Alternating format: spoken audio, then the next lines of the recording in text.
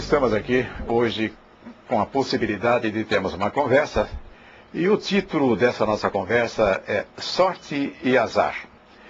Mas para iniciarmos a colocação desse assunto, eu quero anunciar que é uma empresa que está contratando pessoas e nessa situação de emprego difícil, então certamente deve ser um bom anúncio.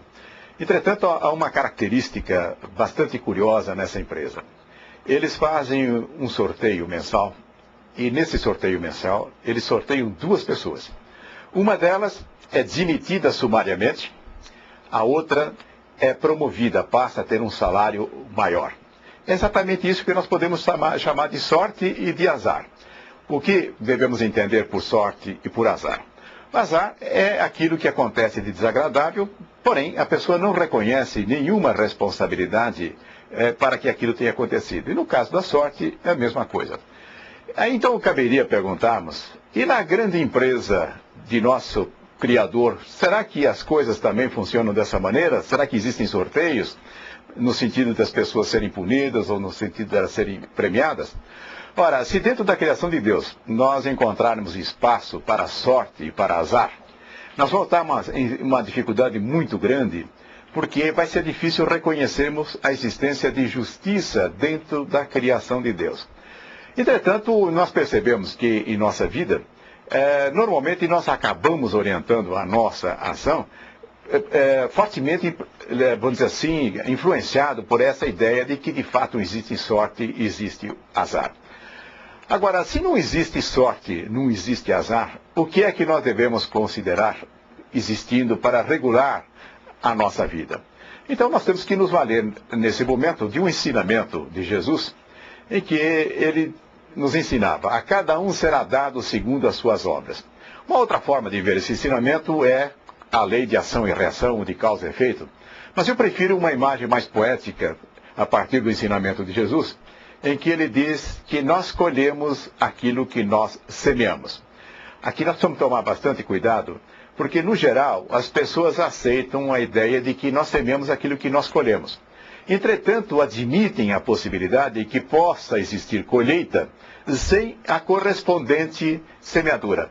Então, novamente, aí nós estaremos diante de uma situação em que o acaso, em que o azar, em que a sorte poderia estar presente. O que é fundamental nós entendemos que para que haja efetivamente justiça, e ela de fato é reconhecida dentro da criação de Deus, temos que entender que não há espaço para o acaso. E não havendo espaço para o acaso, não existe espaço para a sorte e nem para o azar. Agora, se nós ficarmos orientando a nossa vida na expectativa de que de alguma forma, ao longo do nosso caminhar, nós receberemos a grande sorte, ou que eventualmente nós possamos estar nos defrontando com grandes percalços em função do azar, certamente nós não estaremos bem situados no sentido de termos o governo de nossa própria vida. Quando nós partimos do pressuposto que toda a nossa colheita, ela sempre é decorrente de uma semeadura, é claro que nós estamos falando de colheita tanto das coisas que são favoráveis, quanto daquelas que não são favoráveis, as boas e aquelas que normalmente nós dizemos que não são boas, são ruins. Agora, com isso então fica muito claro que cada um de nós é inteiramente responsável pela qualidade de sua vida. E isto é libertador, porque na medida em que eu entendo que o meu destino ele é traçado por mim mesmo, ele depende da minha semeadura, isto significa que eu posso estar no controle da minha vida e fazer na minha vida o melhor resultado que eu posso entender. Mas vamos examinar qual seria a forma pela qual normalmente nós podemos fazer semeaduras. Existem três maneiras em que nós podemos semear. Uma é através das nossas ações, da nossa intervenção no meio que nos cerca, é trabalhando, fazendo as coisas. E certamente não temos muita dificuldade para reconhecer que esse tipo de participação nossa produz resultado. Eu pratico um ato e certamente há um resultado correspondente. Uma segunda forma de semear é através de nossas palavras.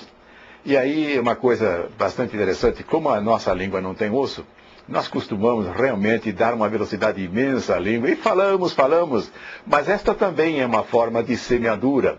E, claro, nós não temos também muita dificuldade para perceber que a nossa palavra produz resultado. E esse resultado pode ser um resultado agradável, como também pode ser resultados desagradáveis. Mas há uma terceira colocação, e essa nem sempre nós damos a devida atenção. É semear através dos nossos pensamentos. Então vejam, ações, palavras e pensamentos. E será que o pensamento de fato produz resultado? Nós podemos estar diante de uma colocação aí que pode ser uma mera fantasia. Mas o que é curioso, que normalmente nós percebemos as pessoas empenhadas em fazer preces a favor das pessoas que sofrem, que estão necessitando de algum tipo de ajuda, a fazer vibrações, os espíritas fazem isso com muita frequência. Ora, se eu faço vibrações, se eu faço prece, eu estou partindo do pressuposto que isso deva produzir um resultado. Porque se, porventura, não houvesse um resultado em função desta minha atividade mental, eu poderia perguntar, e o que é que nós estamos fazendo? Perdendo tempo? Claro que não. A prece e a vibração representam efetivamente um recurso extraordinário para nós ajudarmos, para nós produzirmos resultados. Muito bem, então estamos de acordo. O pensamento que projeta as nossas energias é um recurso extraordinário. Mas aí precisamos ficar atentos também, porque quando os nossos pensamentos estão desajustados, estão desarmoniosos, ou levados a se expressar através das nossas emoções negativas, o pensamento continua sendo irradiado, a semeadura continua sendo realizada. E, consequentemente, nós estamos, então, diante daquilo que nós estamos jogando à nossa volta. E é bom entender que, no caso do pensamento, ele tem um poder muito maior ainda como semeadura do que a palavra e do que nossos atos, porque não há um espaço que acabe limitando os nossos pensamentos. Eles se projetam por toda esta criação de Deus e levando ainda uma característica bastante interessante. Ele retorna para a fonte emissora. Dizem, inclusive, os técnicos aí da televisão, do rádio, de que as ondas de rádio e televisão, ao serem emitidas pelos transmissores, no fim acabam retornando para o próprio local de origem. O mesmo acontece também com os nossos pensamentos.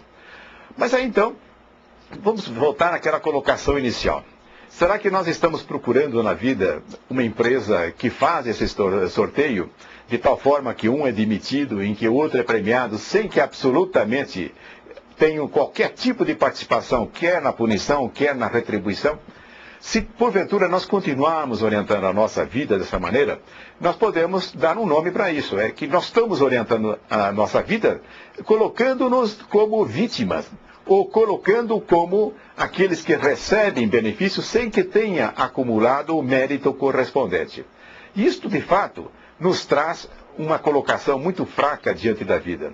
Porque quando nós damos espaço para vivermos segundo essa concepção de sorte e de azar, nós vamos ficar na dependência de que o mundo e que as pessoas venham a fazer aquilo que nós queremos, ou inclusive não fazer aquilo que nós desejamos que não façam. E que controle nós temos sobre as pessoas? Nenhum. Agora, quando eu percebo claramente que a minha vida tem como qualidade aquilo que nasce em decorrência da qualidade da minha própria semeadura, e o que eu deverei fazer daqui para frente? Claro, eu vou escolher as boas sementes. Mas aí as pessoas podem pensar, mas onde é que estão essas sementes? Essas sementes estão em nós. Desde o momento em que nós fomos criados, Deus fez com que estas qualidades formem aquilo que é a nossa essência divina. Então, aí nós encontramos a capacidade de amar, a capacidade de ser paciente, de sermos tolerantes, de sermos criativos. Todos esses recursos já se encontram em nós. E para que eles possam trazer resultados para a nossa vida, é necessário que sejam utilizados como sementes. Então nós vamos semear essas qualidades interiores que nós temos e certamente nós seremos não surpreendidos, mas ficaremos realmente agradavelmente nos colocando diante daquilo que é o resultado que a vida nos traz a cada momento. Então, para a sua reflexão, fica essa colocação. Você acredita em sorte? Você acredita em azar? Ou simplesmente nós realmente temos que entender que somos os únicos responsáveis pela qualidade da nossa vida em decorrência da semeadura que nós fazemos?